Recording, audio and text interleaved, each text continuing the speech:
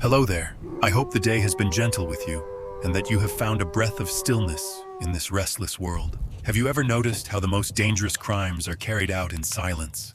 During a brutal winter storm in Flagstaff, Arizona, that silence swallowed the mountains whole. Deep in the frozen forest, two female police officers were taken, bound, silenced, and left hanging in the snow, not to be killed quickly, but to serve as a warning to anyone who asked too many questions. What the men behind it didn't count on was a 42-year-old veteran in a faded green coat, living quietly at the edge of the woods with his German shepherd. They saw isolation. They saw weakness. They were wrong. Winter remembers every footprint. Dogs remember every scent. And some veterans never stop watching. What that man and his dog uncovered in the storm would expose a truth meant to stay buried. Stay with us for a moment and subscribe to join our quiet circle. Winter settled heavily over Flagstaff, Arizona, burying the pine forests and mountain roads beneath a silence so deep it felt deliberate. Jack Miller arrived just before dusk, guiding his aging pickup along a narrow forest road that disappeared behind him as fast as the snow could erase it. At 42, he carried himself with the quiet rigidity of someone who had learned long ago how to conserve movement. He was tall without being imposing, lean rather than broad, his strength shaped by endurance instead of display. A faded green military coat hung from his shoulders, the fabric worn thin at the elbows, the color dulled by years of sun, sand, and neglect. His face was sharply angled, cheekbones pronounced beneath weathered skin, with a jawline permanently set as if relaxing it had once been a liability. A short, uneven beard traced his mouth and chin, not styled, simply allowed to exist. His eyes, gray-blue and observant, rarely lingered on anything for long, not out of disinterest, but caution. Jack had not come to Flagstaff for peace. Peace implied an ending. What he sought was distance. Distance from the noise of crowds, from well-meaning questions, from nights when sleep arrived only to bring faces he could not save. Years earlier, during his final deployment, a decision made in seconds had cost 3 men their lives. Command called it unavoidable. The families called it fate. Jack called it a weight that never left his chest. Since then, quiet had become both refuge and punishment.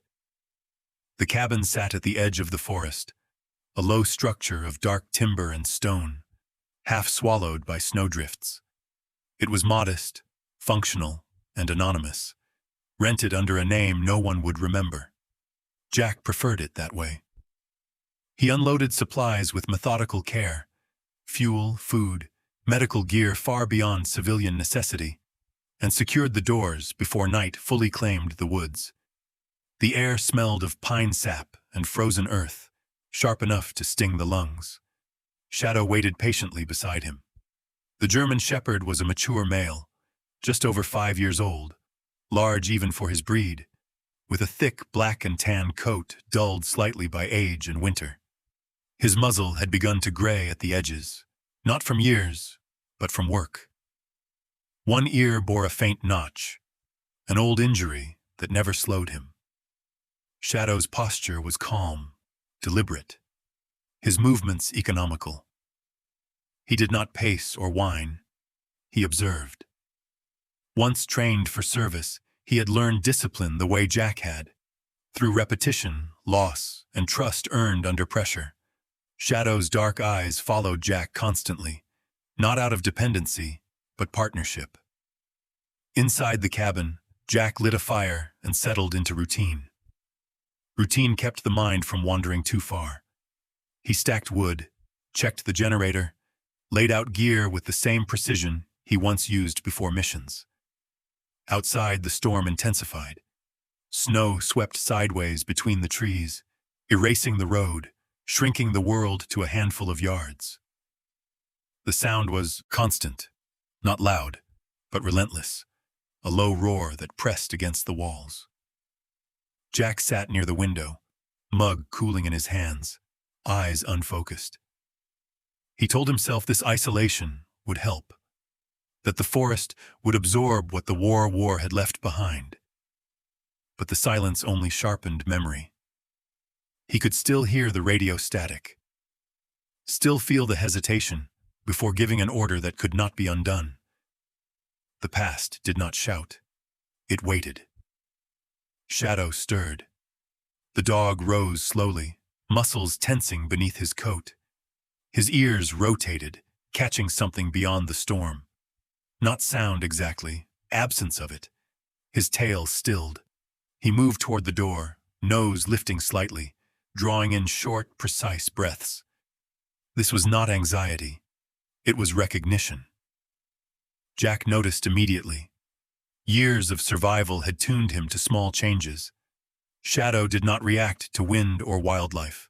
Whatever had caught his attention carried intention.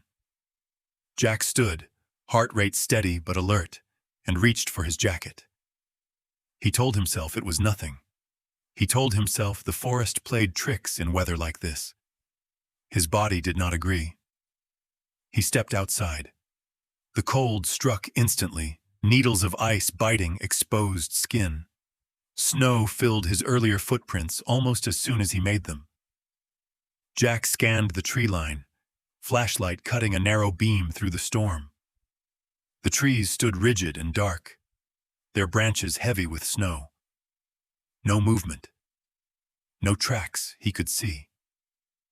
And yet the sensation remained. That familiar tightening at the base of his skull.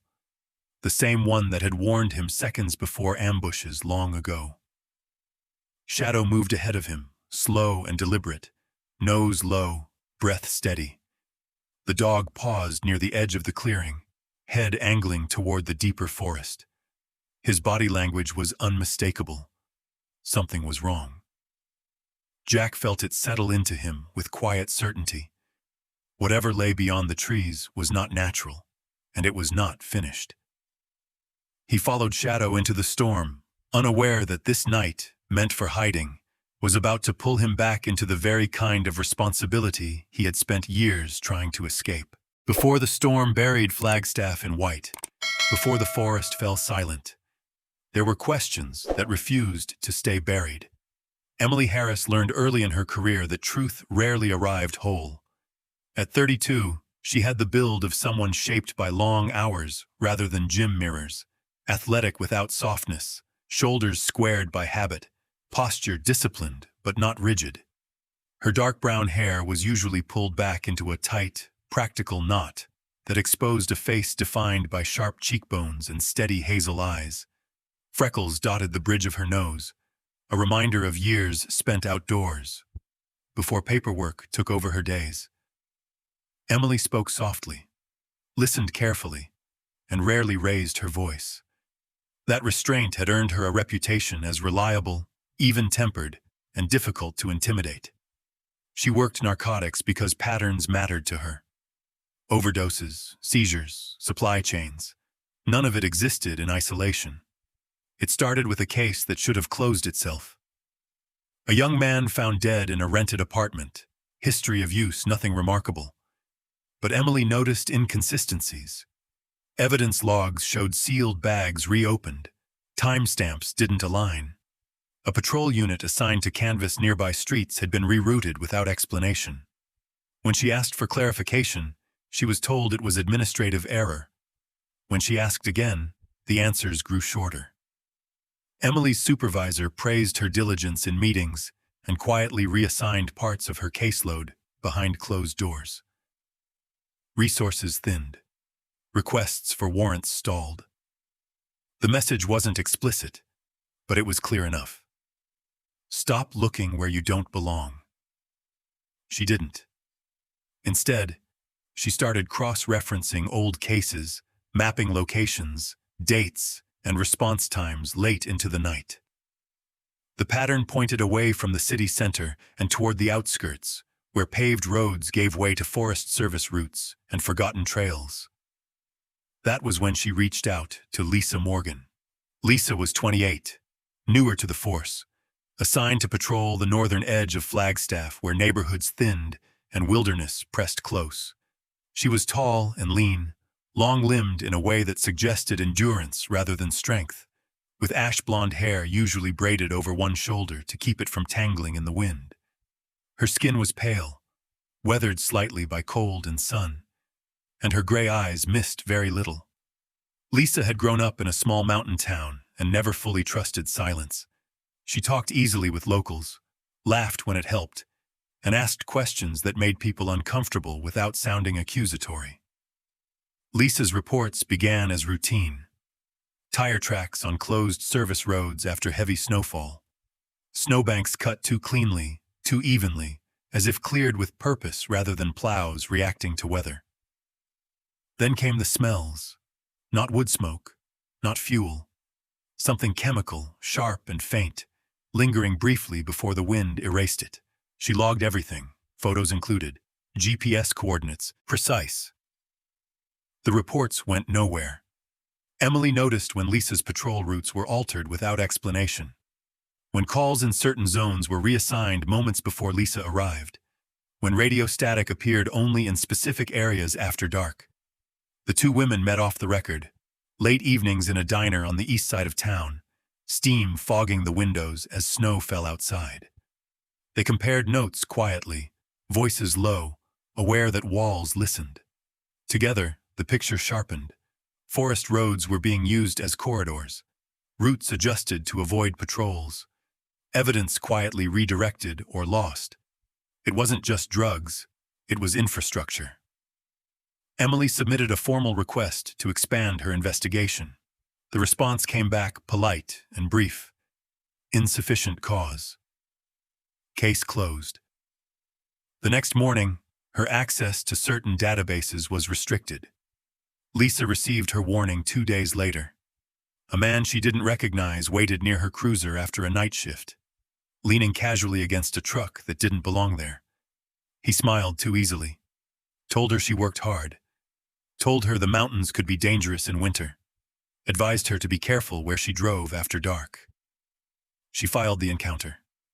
The report was marked non-actionable. Despite everything, neither woman backed down. Emily made copies of her files, stored them offline. Lisa began logging her patrols independently, keeping handwritten notes she never brought into the station. The pressure escalated subtly. Emily was removed from a task force briefing she'd helped plan. Lisa's backup arrived slower than usual. The final decision came on a night when the weather turned vicious.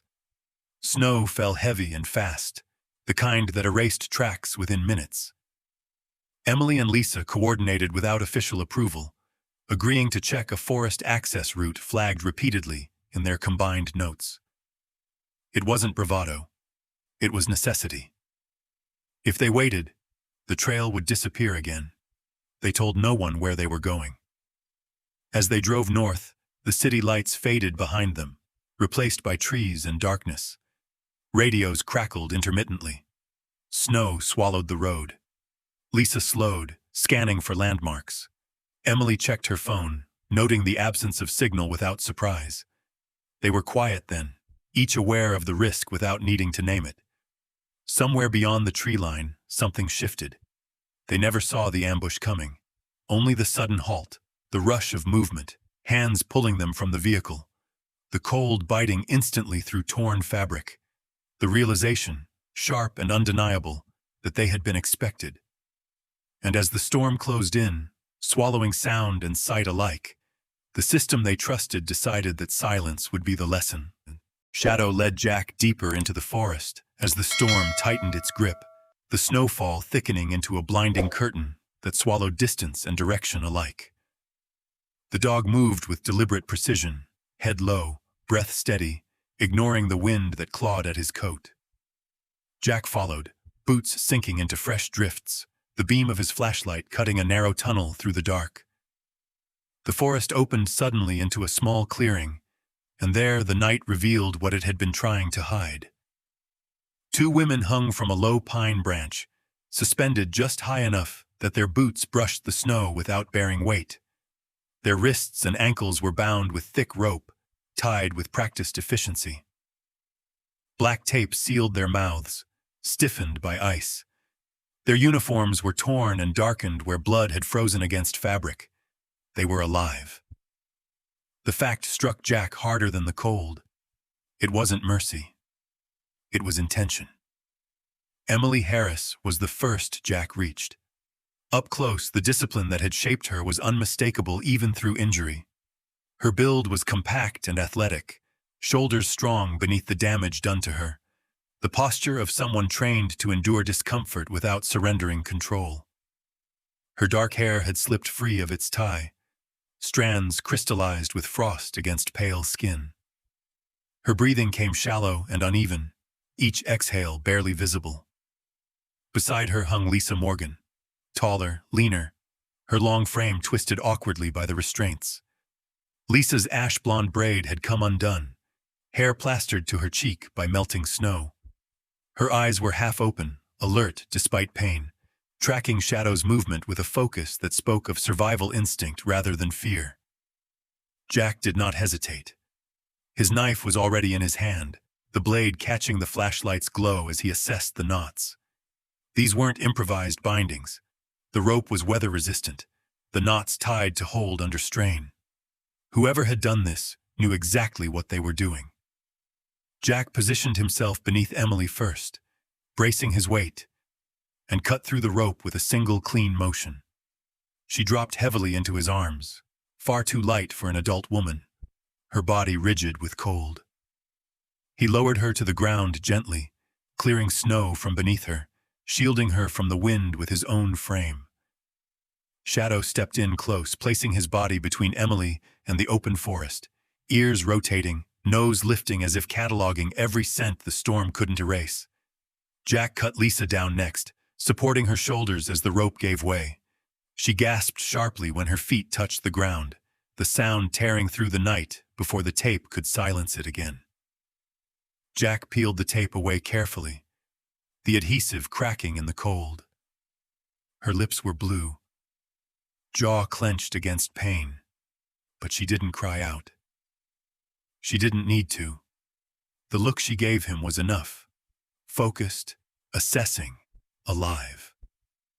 The storm howled around them, as if angered by the interruption. Snow began to fill the shallow impressions where the women lay, reclaiming the scene. Jack worked fast, methodical, stripping away bindings, checking pulses, counting breaths.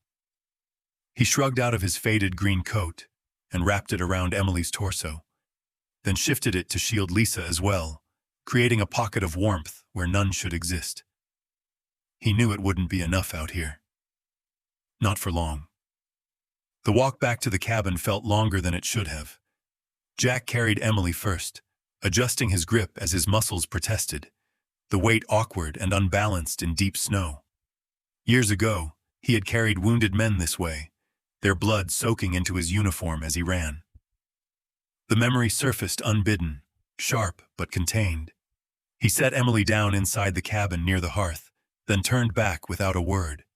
Lisa insisted on moving under her own power, leaning heavily on Jack's arm, jaw set with stubborn resolve. Shadow followed close, never letting more than a step open between them. Inside, the cabin transformed. The fire burned hotter. Jack moved with a medic's efficiency, stripping away ice-stiffened fabric, brushing snow from skin before it could melt and steal more heat. He laid Emily on a thick wool rug near the hearth, rolling her carefully onto her side to check breathing, pulse, responsiveness.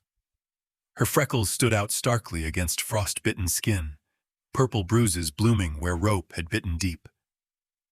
Lisa sank onto a chair, shaking uncontrollably as circulation returned, pain etched into every line of her face. She was tall and wiry, her strength built for long patrols rather than close combat, and now it took everything she had to stay upright. Shadow lay down where he could see both women, his broad chest rising and falling steadily, eyes never leaving them. He was 5 years old, seasoned, his once glossy coat dulled by snow and ice, but his focus was absolute. Jack cleaned wounds with warm water that steamed faintly in the cold air, packed blankets close, transferred heat gradually. Impatience could kill. He knew that. By the time the cabin settled into a tense quiet, the storm still raging outside, Jack understood something with a clarity that cut deeper than fear. He had not found an accident. He had found a warning. And whatever message had been sent into that forest was not finished speaking yet. The cabin that night was no longer a refuge. It was a threshold. By morning, the storm loosened its grip, leaving behind a world scrubbed raw and deceptively calm. Snow still fell, but lightly now, drifting instead of striking, and the forest seemed to hold its breath. Shadow stood at the cabin door without waiting for a cue, posture alert, tail low and steady. He did not look back. Jack read the signal immediately. There was unfinished business in the trees, and Shadow already knew where it lay. Emily and Lisa were still weak, wrapped in blankets near the hearth, but they insisted on watching as Jack prepared. Their faces were pale, lips cracked from cold, yet their eyes were sharp. They understood that what had been done to them home would only make sense if the why was brought into the light. Shadow led the way back to the clearing with the same calm certainty he had shown the night before. He moved without haste, nose low, breath measured, tracing a path invisible to human eyes. The forest in daylight revealed little to the untrained: snow-softened branches, animal tracks, wind-shaped drifts. But to Shadow, it was layered with information.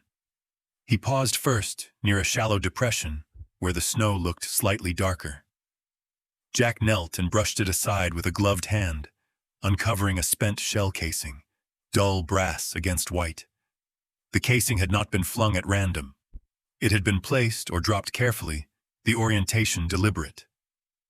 Shadow moved on, circling a stand of pines until his nose stopped at the base of a tree. There, half frozen into the bark, were strips of black industrial tape, the adhesive stiff and brittle from cold. This was not duct tape from a glove box. It was heavy duty, the kind used to seal shipping crates and pallet loads. Emily watched from a few yards back, supported by Lisa's arm. Even exhausted, her mind worked quickly, drawing lines between details. The bindings, the knots, the materials. This had never been about improvisation. Shadow tugged Jack farther downslope, toward a narrow ravine where snow thinned beneath overhanging branches. He began to dig with focused urgency, ignoring the way the effort pulled at old stiffness in his shoulders. Jack stepped in gently, easing the dog back and taking over. Beneath the snow lay a small nylon bag, black and weatherproof, buried hastily rather than hidden with care. Jack lifted it free. The weight was wrong for trash. Back at the cabin, the bag was opened on the table under steady hands. Inside were a compact USB drive and several unregistered SIM cards sealed in plastic. No personal effects, no identifiers. Tools meant to be used and discarded. Jack powered up an old laptop from his kit, a hardened machine stripped of wireless connections. As the files loaded, the room seemed to contract. Emily leaned forward despite the pain, freckles standing out against her pallor. What appeared on the screen were route logs, transfer schedules, timestamps that matched nights Lisa had flagged unusual activity. There were maps, too. Forest, service roads marked inactive, ravines shielded from aerial view, patrol routes shifted minutes before trucks moved through.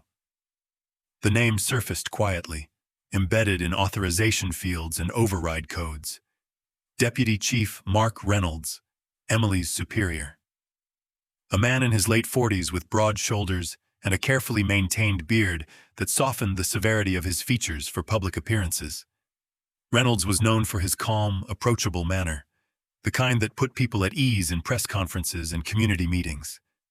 He had earned that polish years earlier after a controversial incident ended his time on patrol and elevated him into administration, where distance from the street offered control without exposure. To Emily, the realization landed with a hollow certainty. The pressure, the missing files, the sudden isolation. None of it had been coincidence. Lisa let out a slow breath she hadn't realized she was holding. The pieces she had logged, cleared roads, heavy tires, chemical smells, aligned perfectly with the routes on the screen. The forest hadn't been a backdrop. It had been infrastructure. Shadow lay down near Emily's feet, watching her intently, ears rotating as if the room itself might lie. His role was finished for the moment. He had found. He had pointed. As the implications settled, a knock sounded at the cabin door. Jack's body shifted instantly, weight balanced, attention narrowing. He opened the door only after confirming the silhouette through the narrow gap. Sarah Whitaker stepped inside with the cold clinging to her like a second skin. She was in her late 30s, tall and lean, built with the functional strength of someone who lived outdoors year-round. Her auburn hair escaped in practical braids from beneath her hood, snow melting into copper-dark strands along her temples. Pale skin weathered by sun and wind framed a face marked by restraint rather than softness, green eyes steady and observant. Sarah was a park ranger responsible for the surrounding wilderness, a woman shaped by long days on snowshoes and nights alone in watch cabins. Years earlier, an avalanche had taken her mentor during a routine survey, a loss that taught her patience and an aversion to panic. She took in the scene quickly, the women recovering, the gear, the maps on the table, and nodded once. Without ceremony, she added her own reports to the pile, laying out photographs and notes that mirrored what Emily and Lisa had uncovered. Tire tracks on closed roads, chemical residue near abandoned sites, wildlife patterns disrupted along specific corridors. Each report had been acknowledged politely. Each had been buried. Together, the evidence formed a single, unmistakable story. Emily straightened as much as her injuries allowed. She understood then that she had not been targeted for being reckless. She had been targeted for being correct. Outside, the forest stood quiet, snow settling into the grooves of truth that had finally been exposed. Inside, the line between victim and witness disappeared. The cabin was no longer just a place of recovery. It had become a node of clarity, and clarity, once found, did not stay hidden. Night returned with intent. The forest around the cabin no longer felt empty, but watchful, as if the trees themselves had leaned closer to listen. Jack sensed it before Shadow moved. The same tightening in his chest that once preceded incoming fire. He rose quietly, boots soundless on wood, eyes scanning the edges of the clearing through the frost-blurred window. Shadow stood near the back door, body low, muscles taut, ears pivoting with surgical precision. He did not bark. He never did when danger mattered. Jack found the first sign beneath a thin layer of snow near the woodshed. A wire stretched knee-high between two saplings, dusted carefully to disappear at a glance. He followed it with his eyes to a crude pressure trigger half buried in frozen soil, assembled fast, but with enough care to kill anyone forced through the rear exit. Jack disarmed it with steady hands, isolating the charge and burying it deeper into ice to render it inert. Then he went to work. Years of hard lessons had taught him that survival favored preparation over bravado. Using cord, empty cans, and shallow pits masked with branches, he turned the clearing into a lattice of noise and delay. Nothing lethal, everything revealing. Inside, Emily and Lisa watched without interference. Emily's face was drawn but resolute, her focus sharpened by betrayal rather than dulled by pain. Lisa, still stiff from cold, checked a sidearm with methodical care, jaw set. Sarah Whitaker moved efficiently, securing medical supplies and clearing the center of the room. Her tall, lean frame remained relaxed but ready, auburn braid tucked beneath her collar, green eyes never lingering where they didn't need to.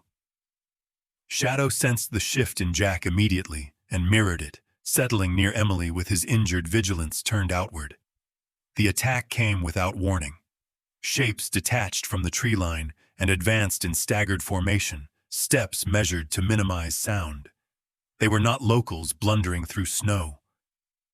The first alarm rattled as a boot caught Jack's improvised line, cans clanging violently and shattering the night's fragile quiet. Muzzle flashes followed, rounds chewing into timber and sending splinters across the floor. Shadow placed himself between Emily and the incoming fire, body angled to shield, growl low and continuous. Warning, not fear. Jack returned controlled fire, suppressing movement rather than chasing it, forcing the attackers to ground and time to stretch thin. One of them broke cover, attempting to flank along the west slope where the terrain dipped. He triggered a snare Jack had set moments earlier, the cord snapping tight around his ankle and sending him hard onto frozen earth.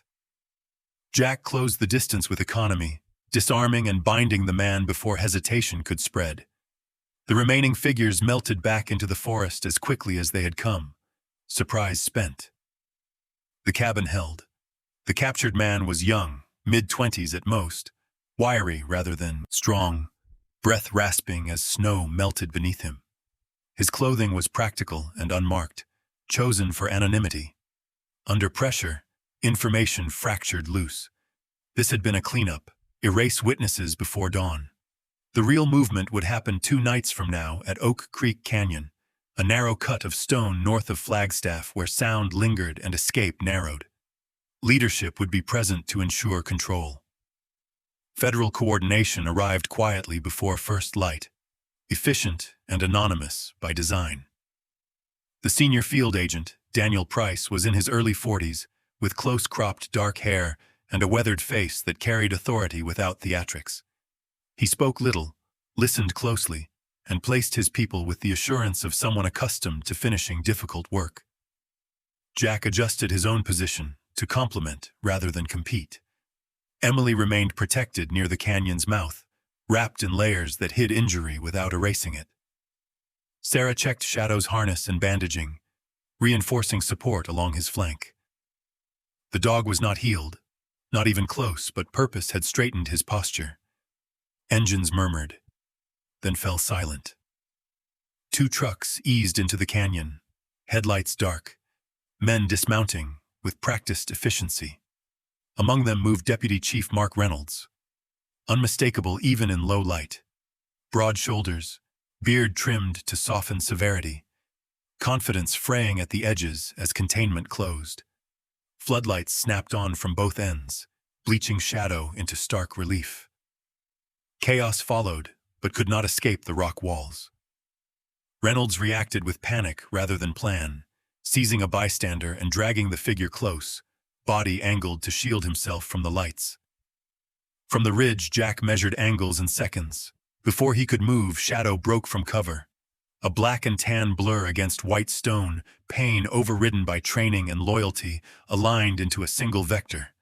The dog struck Reynolds at the hip and shoulder, not to maul, but to unbalance, tearing the hostage free and sending authority sprawling onto frozen ground. Jack closed the gap, ending resistance as federal agents surged in tandem. The canyon exhaled. Weeks later, the snow retreated from Flagstaff and accountability followed with the thaw. Emily returned to duty with formal recognition, her work carried forward with support instead of obstruction. Lisa resumed patrols, reports read and acted upon. Sarah's buried observations became policy.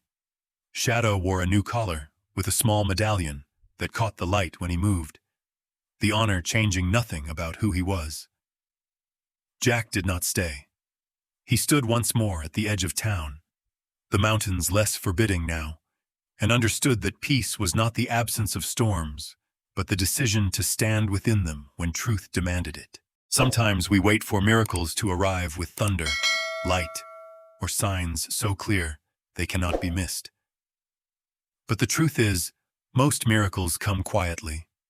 They arrive in the form of courage when fear would be easier, in loyalty that refuses to abandon what is right, in a man who steps forward instead of walking away, and sometimes in a dog who does not turn his head when darkness demands silence.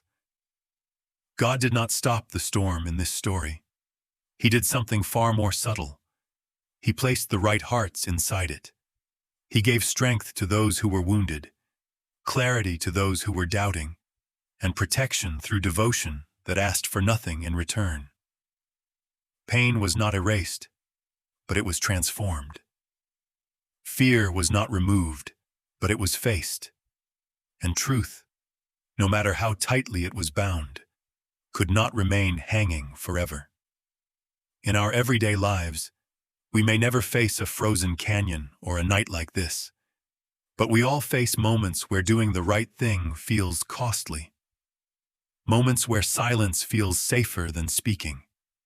Moments where walking away would be easier than standing firm. Faith often means becoming the help we pray for. It means choosing compassion over comfort, courage over convenience, and truth over fear. If this story touched your heart, please share it with someone who may need hope today. Leave a comment and tell us where you're watching from. We would love to hear your voice. And if you haven't already, subscribe to the channel to join our quiet circle, where stories of courage, faith, and loyalty are still told. May God bless you, protect you, and walk with you through every storm you face. Amen.